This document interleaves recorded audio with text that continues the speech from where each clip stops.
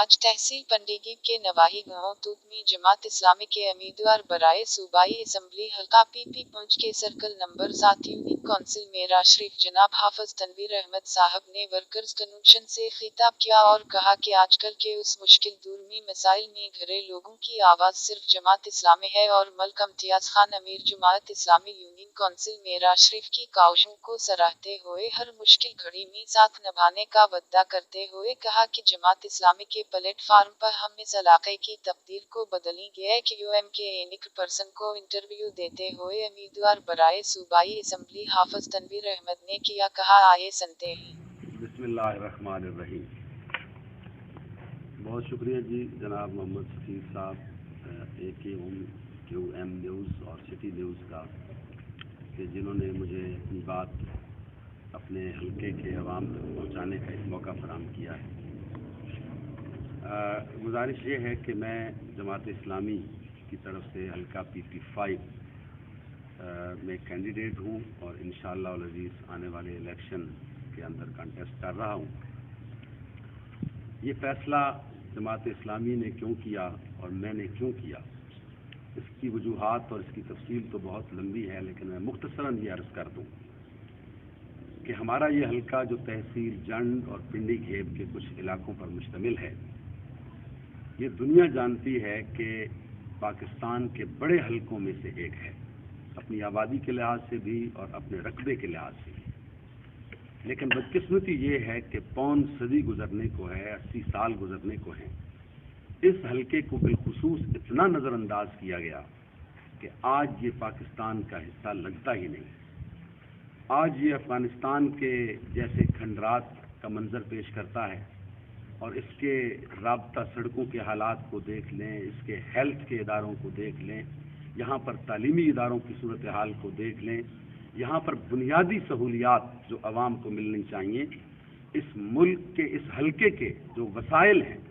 یہاں سے گیس نکل رہی ہے لیکن یہاں کے عوام محروم ہیں اور بنیادی وسائل سے بھی محروم ہیں۔ چنانچہ جماعت اسلامی نے یہ فیصلہ کیا ہے کہ انشاءاللہ ہم آئیں گے، ہم اس حلقے کے عوام کے پاس جائیں گے اور اس منشور کو لے کر جائیں گے کہ آپ کے وسائل آپ پر خرچ کریں گے۔ انشاءاللہ العزیز یہاں پر صحت کی بنیادی سہولیات سے لے کر تعلیمی ادارے اور تعلیم جیسی سہولیات، کالجز اور یونیورسٹیز کیوں نہ ہوں،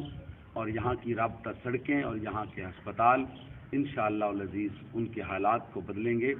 اور جو بھی ہمیں ہمارا حصہ ملے گا، اس حلقے کا جو حصہ ملے گا، وہ اس حلقے کے اوپر خرچ کیا جائے گا، اس حلقے کے عوام کے اوپر خرچ کیا جائے گا۔ اس منشور کے ساتھ ہم میدان میں اترے ہیں، ہم لوگوں کے پاس جا رہے ہیں، اور لوگوں کے ریسپانس کو دیکھتے ہوئے میں پورے یقین سے یہ بات کہہ سکتا ہوں کہ انشاءاللہ ہم تاریخ کا رخ موڑیں گے، اس حلقے کے حالات کو بدلیں گے، عوام کی قسمت اور عوام کے حالات کو بھی انشاءاللہ بدلیں گے۔ اب سب مجموعی حالات جو ابھی اس وقت ہیں، معاشی، صحت کے حوالے سے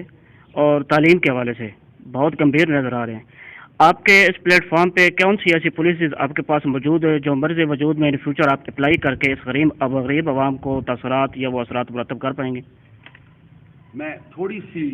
اس آپ کے سوال کے جواب میں ایک بیک گراؤنڈ میں جانا چاہوں گا کہ آپ نے معاشی صورتحال کا ذکر کیا، تعلیم کی صورتحال کا ذکر کیا، صحت کی صورتحال۔ دیکھیے ہم معاشی اس بھنور میں کیسے پھنسے، اس کی وجوہات پہ جانا پڑے گا۔ اس ملک کی معیشت آج 75 سال کے بعد قرضوں کے بوجھ تلے دبی ہوئی ہے اور سود کے اندر جکڑی ہوئی معیشت ہے، اور وہ سود کہ جس کو اللہ اور اس کے رسول نے صلی اللہ علیہ وسلم نے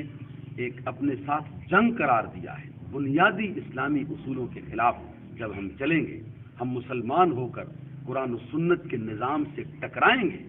تو یہ اللہ کا فیصلہ ہے کہ پھر فَإِنْ آرَزُوا فَقُلْ أَنذَرْتَكُمْ صَاعِقَةً مِثْلَ صَاعِقَةِ عَادٍ وَثَمُودَ۔ پھر معیشت ہوگی، فصلیں آئیں گی اور اگیں گی اور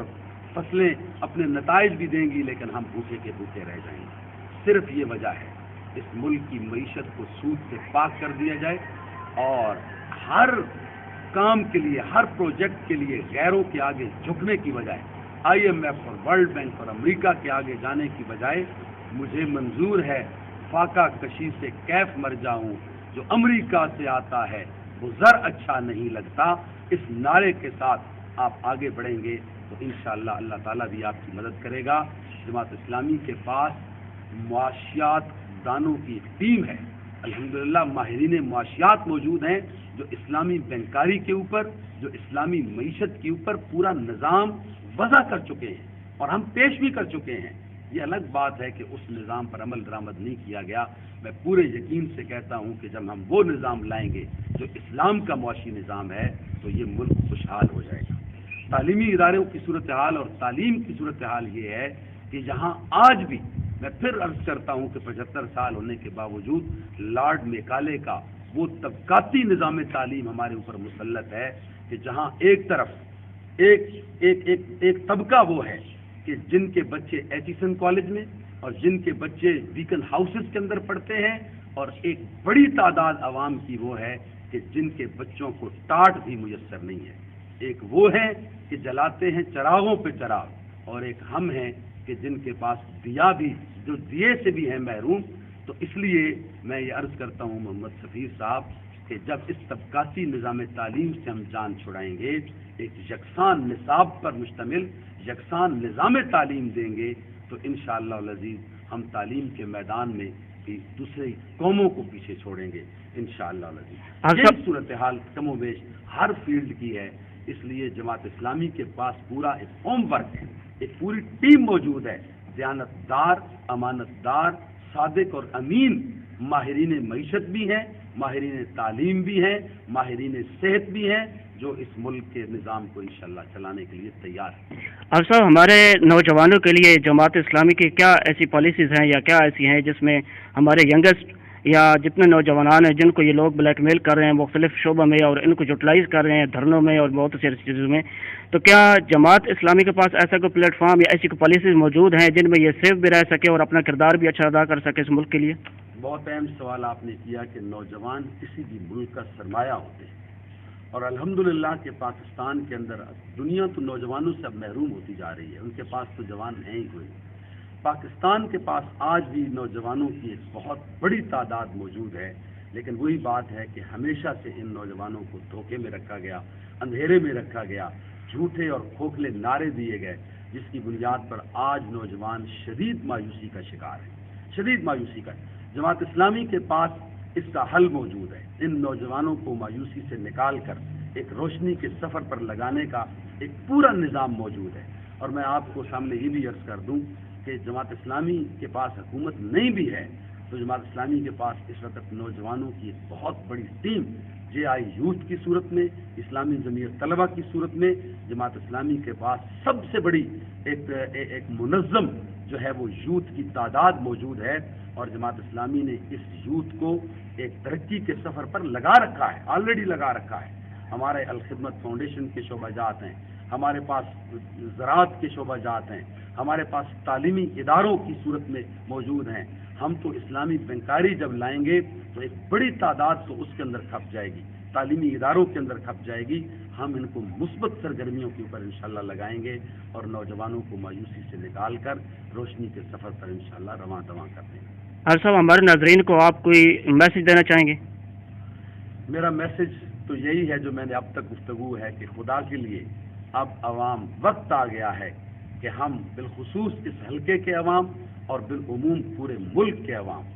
مزید ہم کتنی دیر تک دھوکہ کھائیں گے؟ ایک حد ہوتی ہے، 75 سال 80 سال ہونے کو ہیں،